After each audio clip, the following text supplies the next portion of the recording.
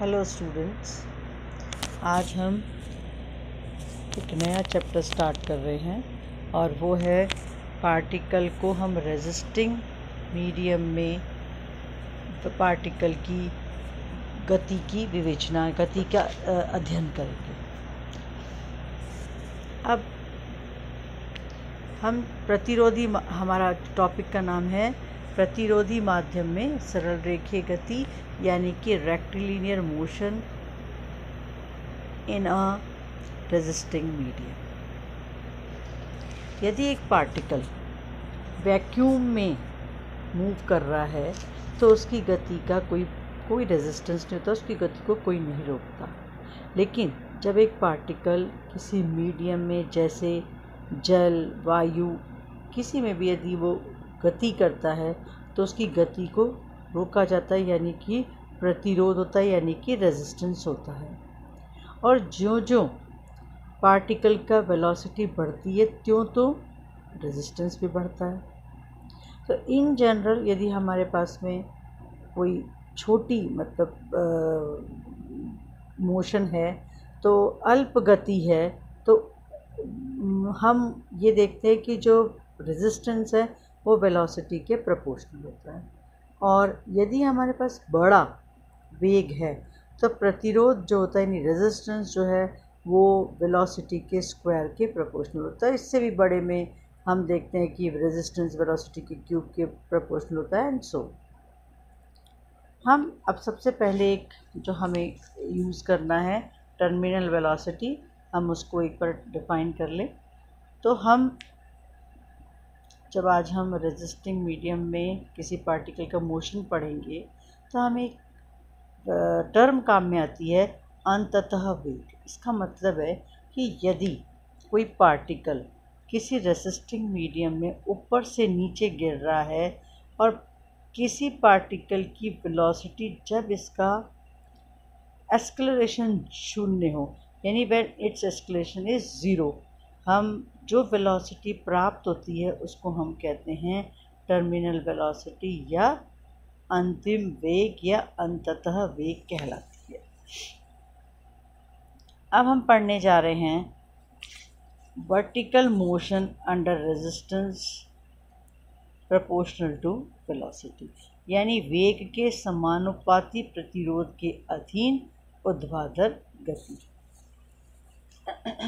अब देखिए, एक पार्टिकल है जो रेस्ट की पोजीशन से और ग्रेविटेशन के अंडर ग्रेविटेशन एक ऐसे मीडियम में होकर गिरता है कि जिसका रेजिस्टेंस उसके वेलोसिटी के प्रोपोर्शनल है। तो हमें उस पार्टिकल की गति की विवेचना करनी है, गति को डिस्कस करना है। तो सबसे पहले इसका मतलब ये हुआ कि पार्टिकल रेस्ट की पोजीशन से गिर रहा है और उसके किसी भी समय जो रेजिस्टेंस है वो प्रोपोर्शनल टू वेलोसिटी है। यानी कि यदि हम एक रेजिस्टेंस इज इक्वल टू ले तो हमने एक कांस्टेंट ले लिया k, तो k इंटू वी। अब यहाँ हम क्या ले रहे हैं, मान लीजिए एक m मास का पार्टिकल है, जो मैं आपको ये पिक्चर बनाई हुई है, O पॉइंट से ऐसे मीडियम में गिर रहा है जिसका रेजिस्टेंस वेलोसिटी के प्रोपोर्शनल है। यानी यदि पार्टिकल O से स्टार्ट हुआ और आफ्टर t टाइम मान लीजिए पार्टिकल की पोजीशन P है, और हम ये भी मान के चल रहे हैं कि OP is equal to x है। तो P पर पार्टिकल, और ये भी मान लिया कि P पर पार्टिकल की वेलोसिटी v है। अब हम यहाँ चेक करते हैं कि P पर कितने फोर्सेस उस पार्टिकल पर एक्ट कर रहे हैं। एक तो क्योंकि ये गुरुत्वाकर्षण के अधीन गति कर रहा है, तो mg इन डाउनवर्ड डायरेक्शन, यानी कि जो पार्टिकल का भार है mg वो नीचे की तरफ। और एक हमने कहा कि ये रेजिस्टेंस है, तो रेजिस्टेंस जो है वो हमेशा पार्टिकल की गति की अपोजिट दिशा में होगा, क्योंकि पार्टिकल ऊपर से नीचे गिर रहा है तो रेजिस्टेंस हो जाएगा ऊपर की डायरेक्शन में, और वो किसके बराबर हो जाएगा, m के v, m मास का पार्टिकल प्रोपोर्शनल टू वेलोसिटी, तो हमने कह दिया इज इक्वल टू के वी।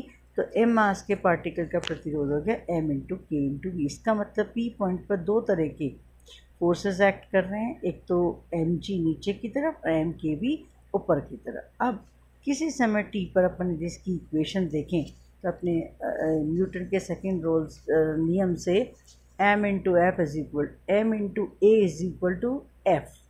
तो m into d two x by d t square is equal to नीचे की तरफ mg, पार्टिकल की दिशा भी वही है नीचे की तरफ, और ऊपर की तरफ हो जाएगा माइनस का m into k into b. तो d two x by d t square is equal to g 1 minus k upon g into v. यदि v टर्मिनल वेलोसिटी हो कैपिटल V और हम नॉर्मल जो हम हर समय किसी भी समय पर वेलोसिटी ले रहे हैं वो स्मॉल v से लिख रहे हैं और कैपिटल V से लिख रहे हैं टर्मिनल वेलोसिटी। यदि टर्मिनल वेलोसिटी v है तो हमने कहा था कि एक्सेलरेशन जहाँ शून्य होगा नीचे गिरते समय, उस समय जो वेलोसिटी होगी वो कहलाएगी टर्मिनल वेलोसिटी। तो from first equation d two x by d t square को अपन ने ज़ीरो कर दिया और g into 1 minus k upon g into v, तो 1 upon capital V is equal to k upon g. इसको अपन ने सब्सटीट्यूट कर दिया in place of k upon g equation number 1 में। तो d two x by d t square is equal to g 1 minus small v upon capital V। This is equation number 2। अब हम पहले d two x by d t square को v d v by d x, यानी कि हम चाह रहे हैं कि रिलेशन हम निकालें x और v में। तो d v by d x है तो x और v में, यानी किसी भी समय किसी भी पोजीशन पर पार्टिकल की वेलोसिटी। तो v d v upon capital V minus small v is equal to g upon capital V d x.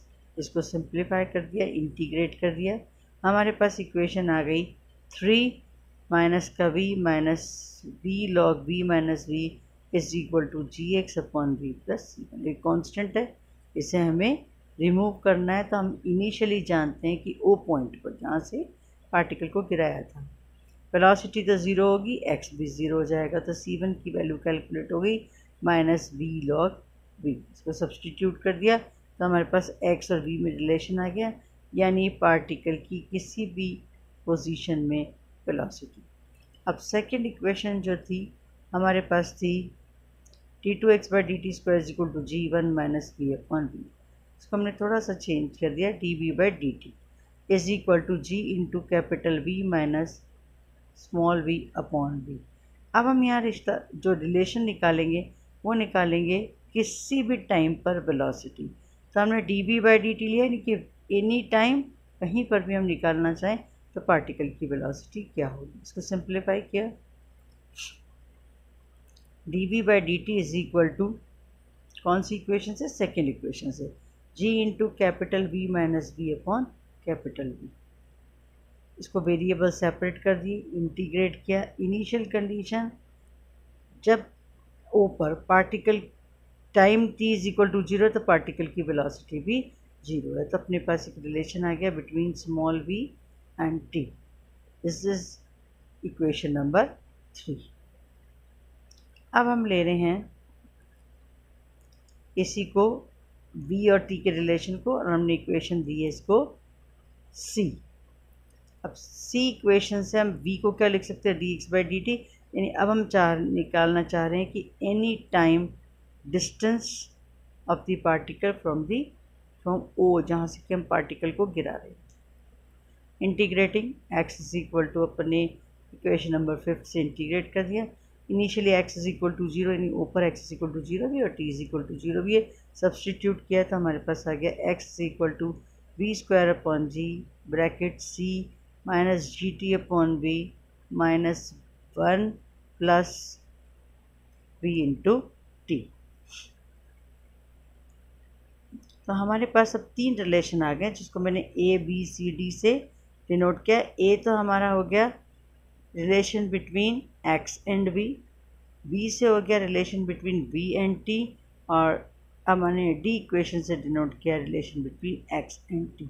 Next time हम जब पार्टिकल, अभी तो हमने स्टार्ट किया है पार्टिकल ऊपर से नीचे गिर रहा है, अब हम नेक्स्ट टाइम देखेंगे जब पार्टिकल को नीचे से